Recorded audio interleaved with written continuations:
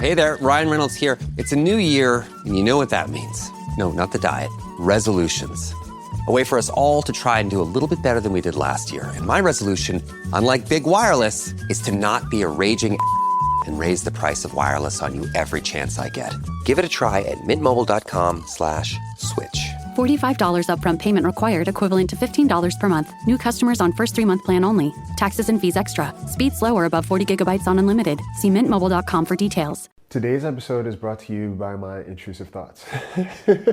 Guys, what's going on? Today is actually a big day because this is the 300th episode of the Bird Brain podcast. Okay? 300 episodes. And this is, we're pushing into year 7 of the podcast. This is episode 300. I'm gonna need you to be excited for me. I'll give you a minute.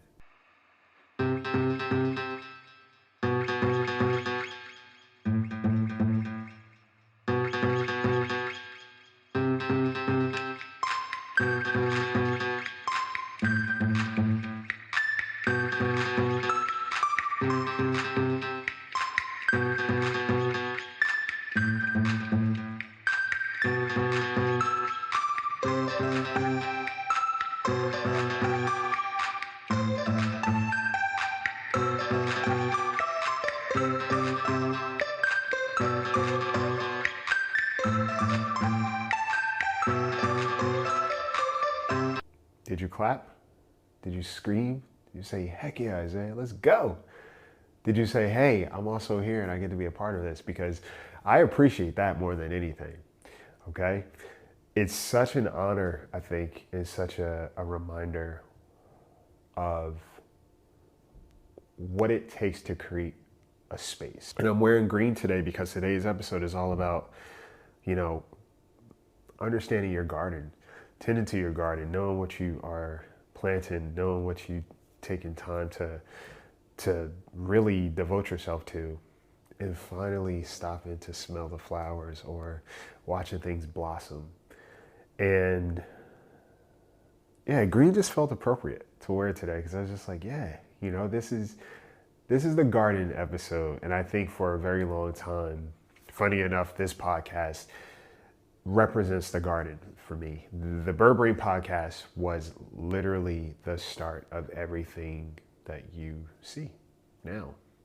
So whether you've worked with me one-on-one as a client, my book, social media, like everything has started from the Bird Brain podcast. And I say that because that was one of the first things I said that I would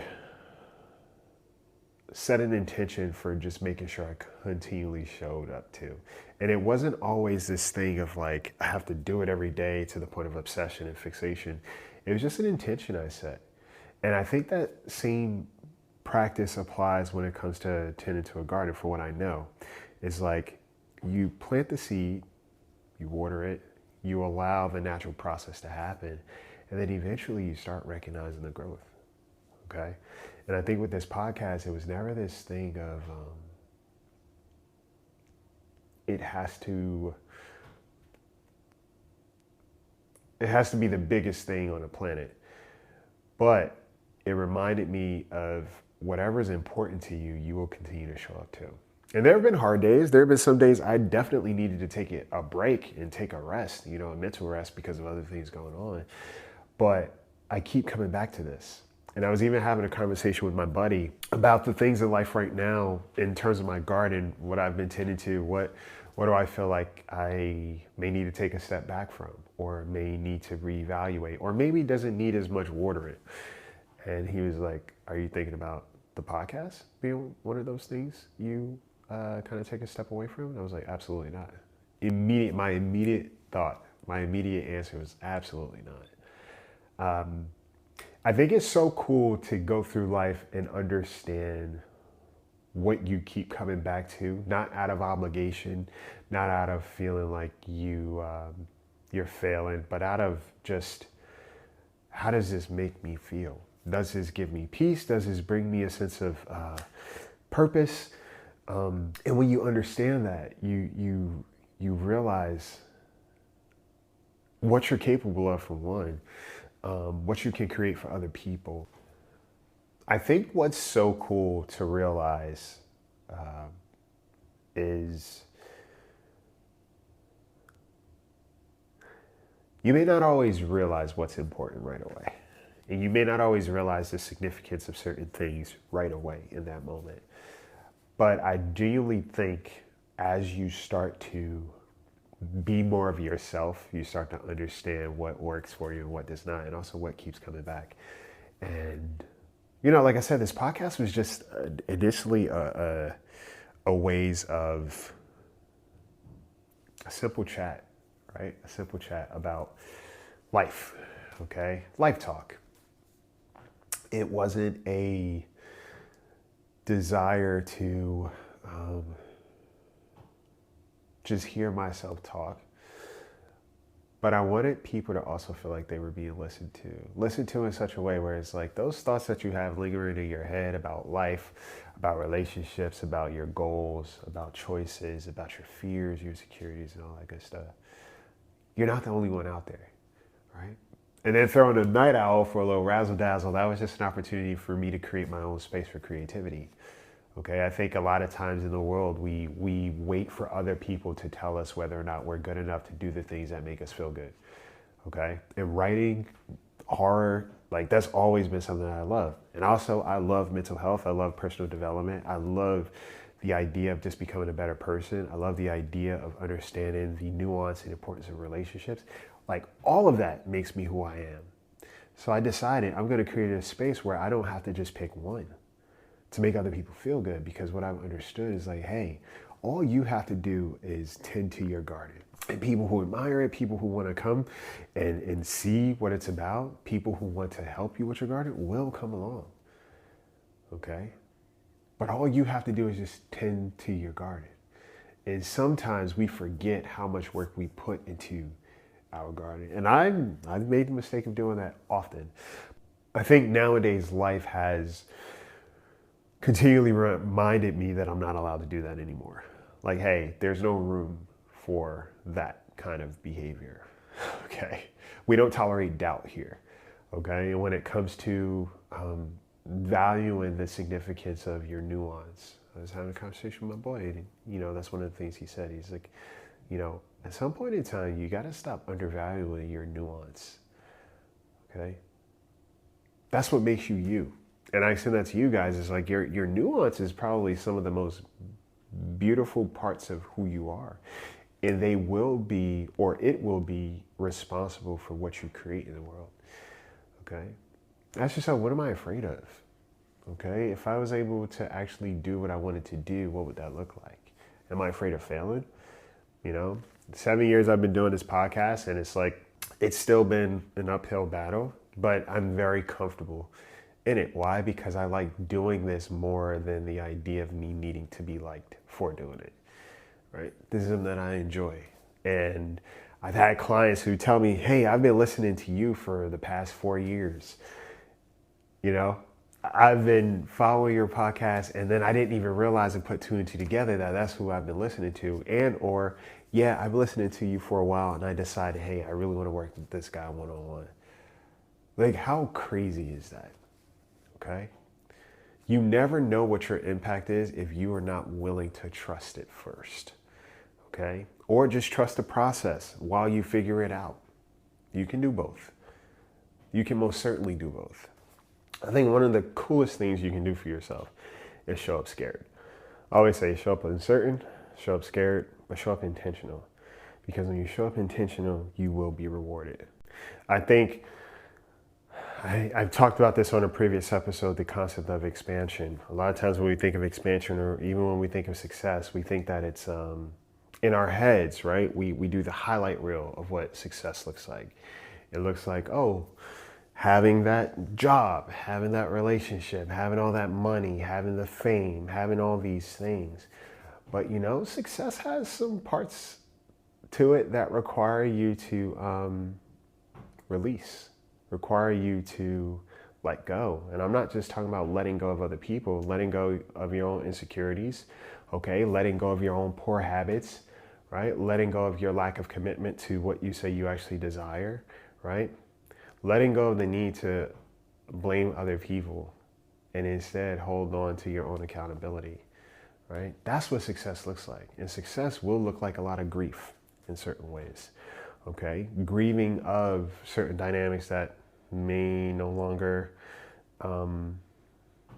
be able to be in this new space of life, okay? I think sometimes when we talk about, the releasing of relationships, sometimes when you listen to it and you hear it, it sounds like people just have these props in their lives. Like they treat other people like props, and it's this concept of like, yeah, well, people come and go, you find better ones, whatever.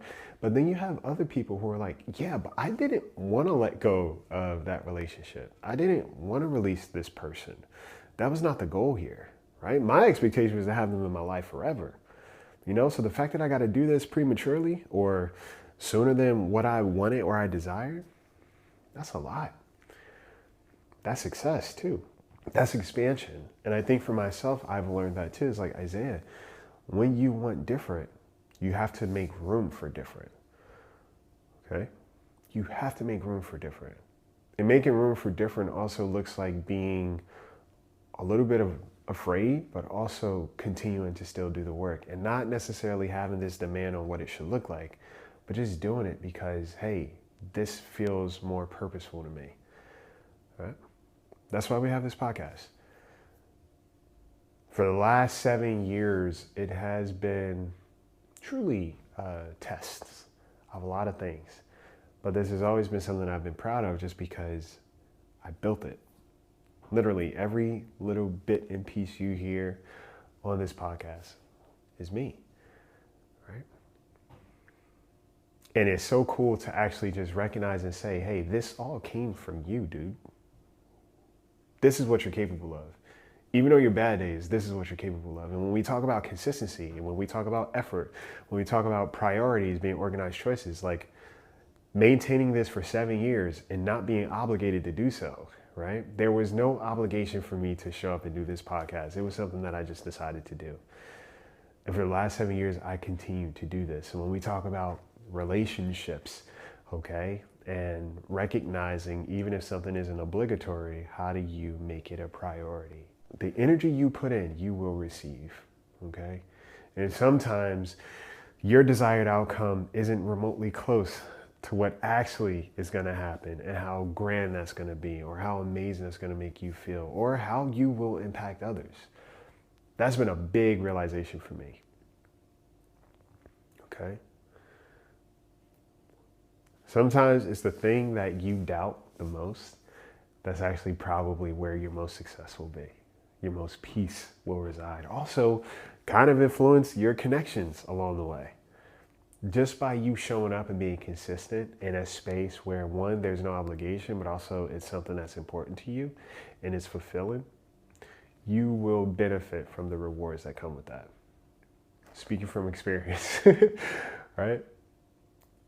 So I'm really grateful to be in this space now, 300 episodes in. And if I could think about, the last 7 years,